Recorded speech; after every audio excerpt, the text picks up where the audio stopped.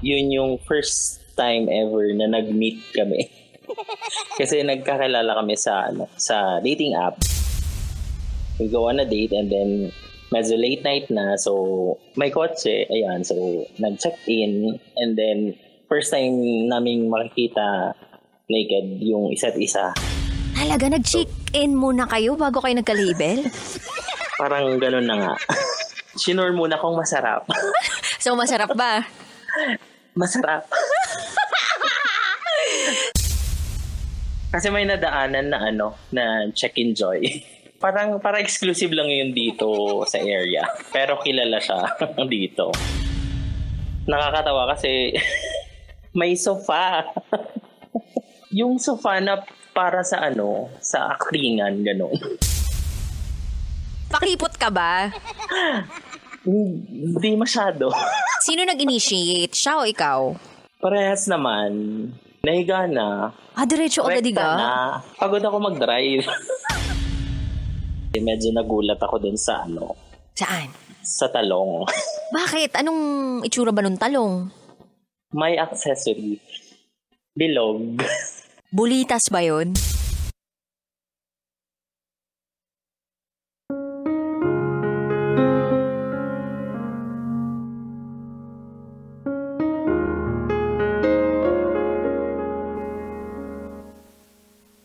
Minsan ka na bang nagulat sa buhay mo? Yung akala mo smooth lang, pero pagkita mo at pagkapa mo, boom, may baku pala. Ay, talaga nga naman, kabisyo. Sino na ditong nakapag-chick-enjoy? Masaya bang mag-chick-enjoy? At nung nag-chick-enjoy ka, kabisyo, ano ang napansin mo sa paligid mo? Meron ba dong sofa na pang-aktingan ang dating? Meron bang mga salamin sa paligid? May libre bang toothpaste? May libre bang tsinelas? Ay, hindi pala libre yun. Di dapat inuuwi yun, oy. Charot. With harot. Anyway, kabisyo, samahan mo ko ngayong gabi. DJ Rocketera, ang Basa Princess ng Long Radio. Ang kapiling mo, 9 hanggang hating gabi. At eto na nga, dahil Friday tonight, maghuhugas tayo ng ating kasalanan. Maghuhugas ang kasalanan. Oo, mag-EL tayo as in maglilinis ng ating mga kasalanan.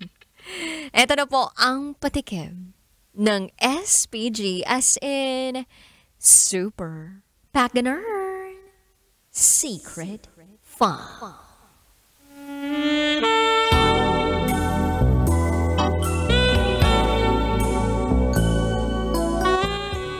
Dahil sa kagandahan niya, nahuli ako ni Mama sa CR.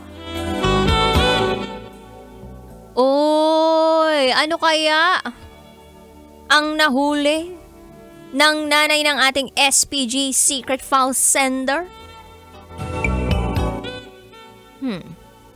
Ano ba yung mga nahuhuli ngayon?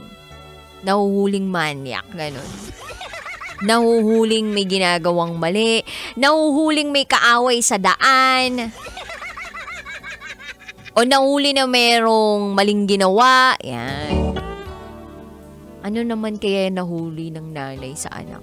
Alam mo, ang hindi ko makakalimutan na nahuli ng nanay ko sa aming magkakapatid. Hindi ako kasama dun .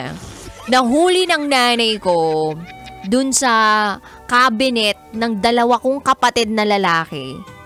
Doon sa may parte kung saan nakalagay yung mga brief nila. Nahuli ng nanay ko na may nakalagay doon, nakaipit, nakatago, na alam mo ko ano? Mga 8-in-1, 16-in-1 video. Galing pa ng Quiapo. Alam mo yun, kabisyo? Yung mga nandun yung Viva Hot Babes.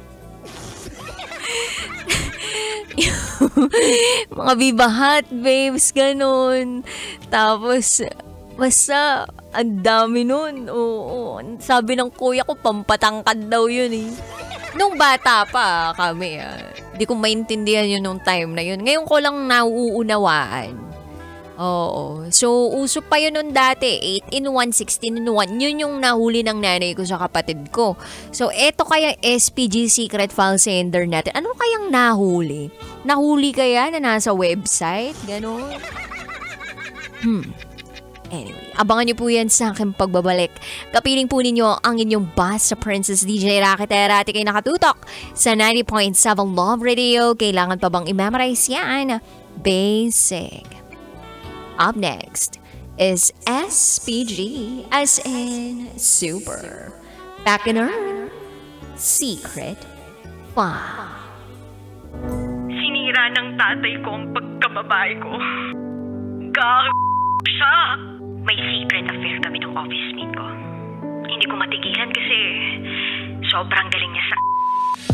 Rocky's Secret Files. Secret Files. It's the kind of bleep you never knew existed. Kunwari inosente pero boy naman pala. Rocky's Secret Files. Secret Files.